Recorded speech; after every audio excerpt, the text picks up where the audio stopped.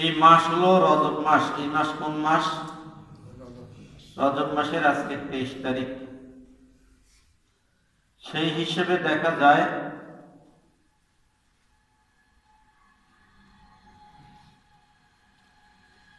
আর মাত্র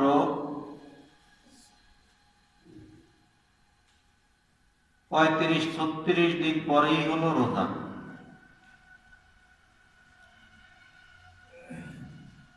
গত জুমায় বলছিলাম রাসূল সাল্লাল্লাহু আলাইহি ওয়াসাল্লাম এই মাসের 26 তারিখ দিনগত রাতে মেরাজ গিয়েছিলেন। আল্লাহ তাআলার সান্নিধ্য লাভের জন্য গিয়েছিলেন।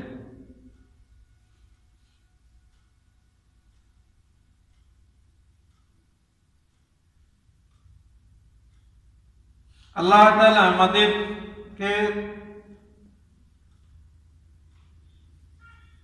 এই মেরাজের সময়ে বিশেষ যে কাজ দিয়েছেন সেটা হলো সালাত।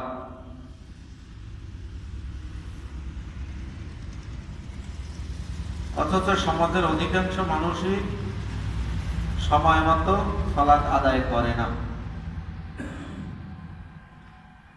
যারা সালাত আদায় করে এরা কয়েক শ্রেণীর।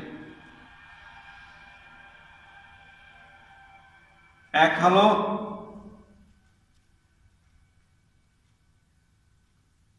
বৎসর বা সাল সালাত উপর নেওয়ালা, বছরে 2 ঈদের 2 দিনে পাওয়া যায়। আর এক হলো জানাজা পড়নেওয়ালা, শুধু জানাজায় পাওয়া যায়, তাছাড়া পাওয়া যায় না। আর এক হলো সাপ্তাহিক নামাজ পড়নেওয়ালা, অর্থাৎ সাপ্তাহিক নামাজি। এদেরকে শুধুমাত্র শুক্রবার দিনে পাওয়া যায়। আর এক শ্রেণী হলো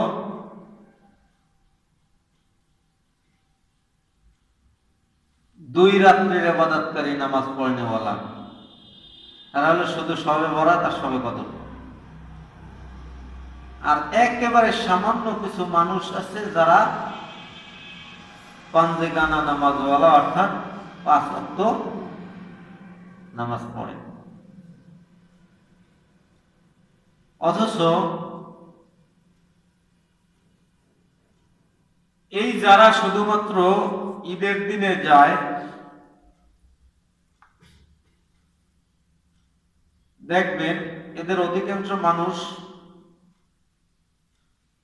ঠেললে সামনে যায় নামাজ একটা নিয়ে,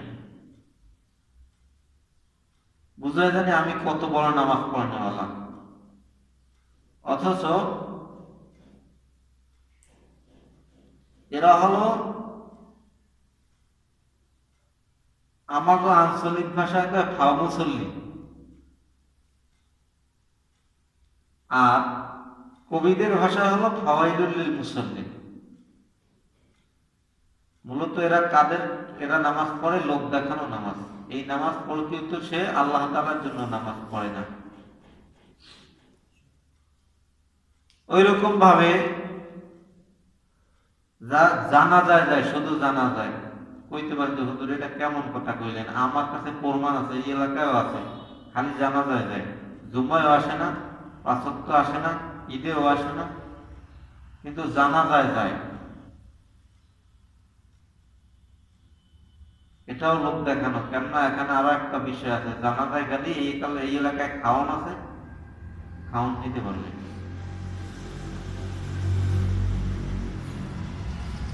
আর একটা হলো শুধুমাত্র জুমার দিনে আসে। এই শুধুমাত্র জুমার দিনে যারা আসে এরাও লোক দেখানো। এরাও কি লোক দেখানো?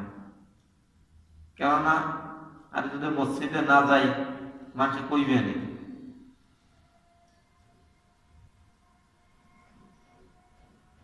অথচ এই জুমার দিন কি আল্লাহ তাআলা একটা ঈদ বলে ঘোষণা করছে মুমিনদের জন্য।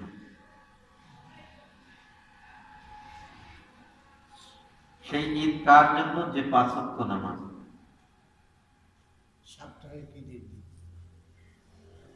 রমজানের ঈদ কার জন্য যে রোজা রাখছে,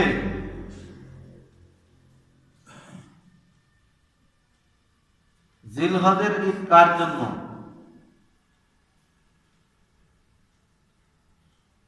যে প্রকৃত পক্ষে আল্লাহ তাআলাকে মানছে।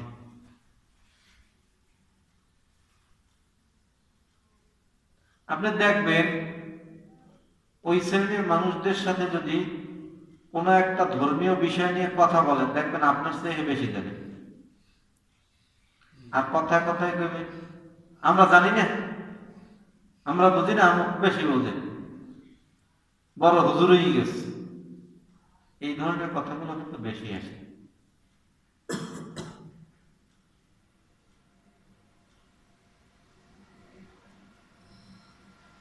অথচ এদেরকে কিছু কিছু কাজে খুব সামনে পাইবেন।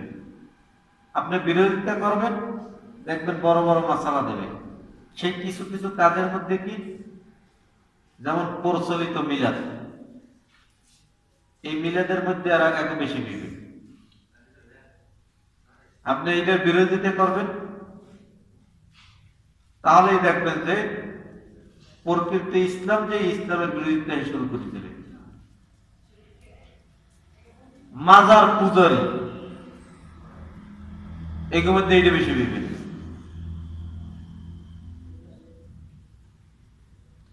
যত আকাম কুকাম আছে এই সব কাজগুলো ওই মানুষ দিয়ে বেশি হয়। অথচ তারা নিজেদেরকে ইসলামের অনুসারী বললে দাবি করে, মুসলমান বললে দাবি করে। কয় এটা সবকিছু ঠিক আছে, কিন্তু ধর্মের কথা কইলে আমি আর সহ্য করতে পারি না, আমার কলজেরা ফাটতে যায়। কলজেরা যদি ফাটিয়ে যায় তা নামাজ যাও না, সোজা কথা না। এই মিরাজ আল্লাহ তাআলার সাক্ষাৎ, আল্লাহ তাআলার কাছে রাসূল সাল্লাল্লাহু আলাইহি ওয়াসাল্লাম সাক্ষাৎ করতে গেছেন, আল্লাহ তাআলা ডাক দিয়ে নিয়ে গেছেন। আর আল্লাহ তাআলা এই রাসূলের উম্মতকে দিয়েছেন 5 ওয়াক্ত সালাত। এই 5 ওয়াক্ত সালাত যদি উম্মত সঠিকভাবে আদায় করে, তাহলে সরাসরি আল্লাহ তাআলার সাথে তার মিরাজ হয়ে যায় বান্দা।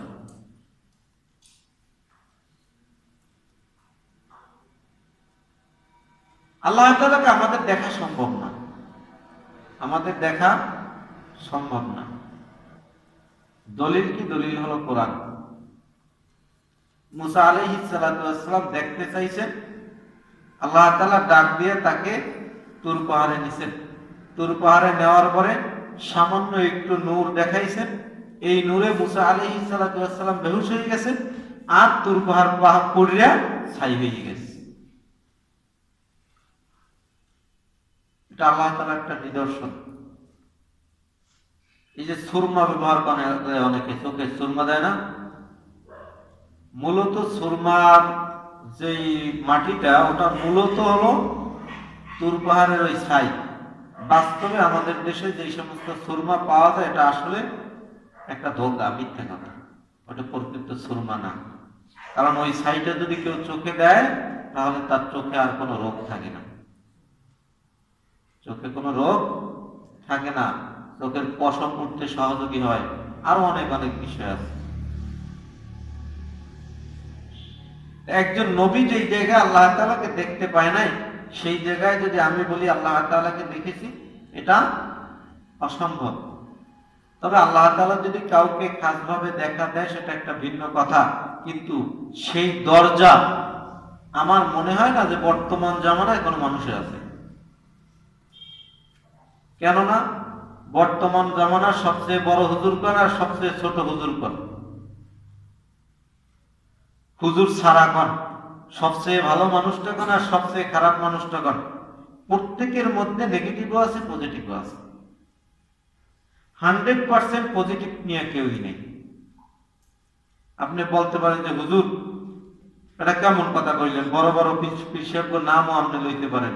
আপনি দেখবেন, আপনি যদি যুক্তি তর্কে যান, তাহলে দেখা যায় আপনি যার কথা বলবেন তার আমি চিহ্নিতভাবে তার নেগেটিভ অনেক বিষয়বস্তু আমি দেখাই দিতে পারবো।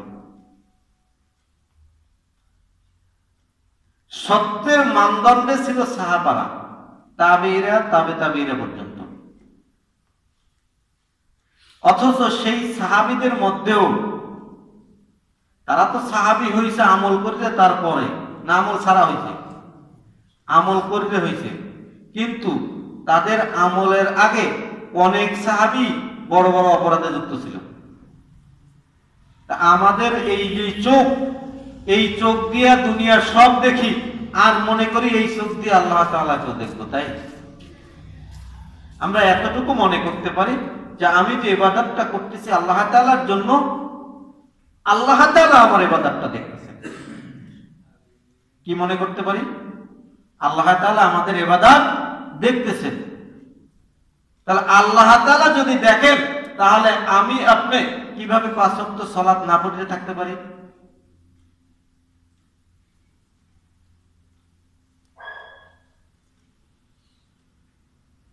এই দুনিয়ার সব কিছু আমরা বুঝি, কিন্তু ইবাদতের বেলায় শূন্য।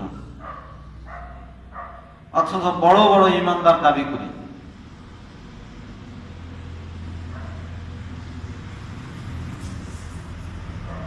আসলে মূলত আল্লাহ তাআলাই জানেন যে আসলে আমাদের তকদিরে কি আছে।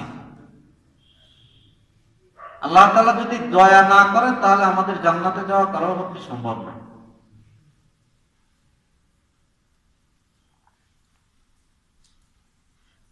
এই মাস আসার সাথে সাথে রাসূল সাল্লাল্লাহু আলাইহি ওয়াসাল্লাম একটা দাওয়াত দিতেন।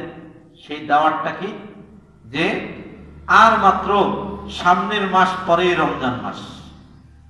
একটা দোয়া পড়তেন, আমার সাথে সবাই পড়েন, আল্লাহুম্মা বারিক লানা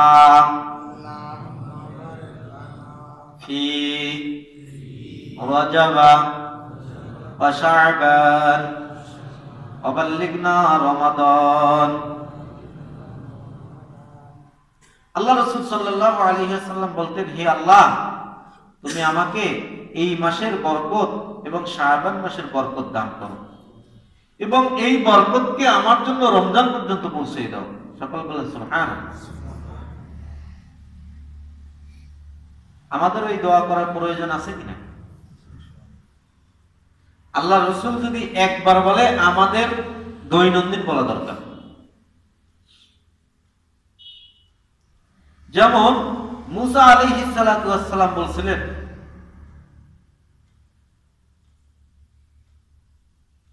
না মুসা আলাইহিস সালাতু ওয়াস সালাম না, ভুল বলছি,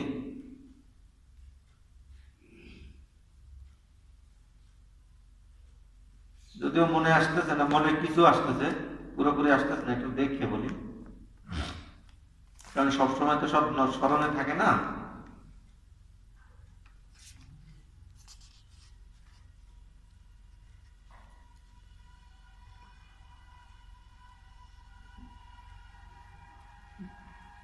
এটা বলতেছেন ইউসুফ আলাইহিস সালাতু ওয়াস সালাম, বলতেছেন কি, আনতা ওয়ালিয়্যি ফিদ দুনিয়া ওয়াল আখিরাহ তাওয়াফানি মুসলিমা ওয়া আলহিকনি বিস সালিহিন।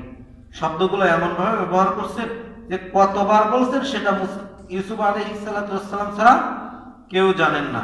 বলতেছেন কি, হে আল্লাহ, আপনি আমার দুনিয়া ও আখিরাতের অভিভাবক হয়ে যান, এবং আমাকে মুসলমান এবং সালেহিনদের অন্তর্ভুক্ত করিয়া নেন। কে বলছে? কে বলছে? ইউসুফ আলাইহিস সালাতু ওয়াস সালাম। ইউসুফ আলাইহিস সালাতু ওয়াস সালাম কতবার বলছেন এর হিসাব কিন্তু এভাবে দেয় নাই যে একবার বলছেন বা দুইবার বলছেন। তার মানে কতবার বলছেন সেটা জানে ইউসুফ আলাইহিস সালাতু ওয়াস সালাম। ইউসুফ আলাইহিস সালাতু ওয়াস সালাম যদি এই দোয়া একবার করে, আমাদের কয়বার করা প্রয়োজন? লক্ষ লক্ষবার করা প্রয়োজন। কেন? সে একজন নবী হয়ে সত্য এই দোয়া করছে। রাসূল সাল্লাল্লাহু আলাইহি ওয়াসাল্লাম বলেন, আল্লাহুম্মা হাসিবনি হিসাবান ইয়াসীরা, হে আল্লাহ, আমার হিসাবকে তুমি সহজ করে দিও। এই কথা একজন রাসূল, তার জামানার শ্রেষ্ঠ, মানে এই সৃষ্টির শ্রেষ্ঠ ব্যক্তি হওয়া সম্পর্ক সত্ত্বেও সেই ব্যক্তি যদি বলে এই দোয়া করে বারবার, তাহলে আমার আপনার কয়বার করা দরকার এই দোয়া বলেন? তাহলে আমার নিজেকে শুধরাইতে হবে, আমার নিজেকে শুধরে নিতে হবে। আমি বা আপনি বা আমারে বা আপনারে কেউ হাত ধরে কিন্তু ইসলামের মধ্যে ঢুকাই দেবে না। যতদিন ছোট ছিলাম ততদিন মা বাবা চেষ্টা করছে বা আত্মীয় স্বজনেরা চেষ্টা করছে, কিন্তু এখন ছোট নাই, এখন কেউ কিন্তু ওইভাবে চেষ্টা করবে না। হয়তো দুই একজন মুবাল্লিগরা অর্থাৎ তাবলিগ করে যারা, পীর মুরিদি করে যারা, তারা হয়তো ওই পর্যন্ত পৌঁছে নেবে, তারা একটা বিষয়ের উপর মেহনত করাইবে, কিন্তু ইসলামকে বোঝার জন্য, ইসলামকে মানার জন্য আর কেউ এরকম ঠেলাঠেলি করবে না। এখন কিন্তু আপনারটা আপনার গুছাইতে হবে, আমারটা আমারই গুছাইতে হবে। এখন তাহলে আমরা যে আলোচনা করি এটা কি? এটা হলো একটা এর অংশ হিসেবে যে যতটুকু দাওয়াত আমার না পৌঁছাইলে নয় ততটুকু পৌঁছানোর চেষ্টা করি। কারণ ছোটকালে নামাজ পড়তে না গেলে মায়া ফিরেছে, এমন পৃথিবীরা, এটা হলো সোজা হিসাব। মাদ্রাসায় যদি মক্তবে একদিন না গেছে একদিন খবর বানাইতেছে, এখন কেটা খবর বানাইবে? এই চেষ্টাটা এখন নিজের করতে হবে। সামনের মাস পরেই রোজা, তার মানে বললাম 35 বা 36 দিন পরেই কি রোজা। এই 35-36 দিনের মধ্যে রমজানের যে পরিশুদ্ধতা, এটা আমার অর্জন করতে হবে, কিন্তু এখন থেকে চেষ্টা চালাই দিতে হবে। যাহা বললাম ভাঙা ভাঙা কথা হইল, আল্লাহ তাআলা আমাদের সকলকে আমল করার তৌফিক দান করুন, আমিন।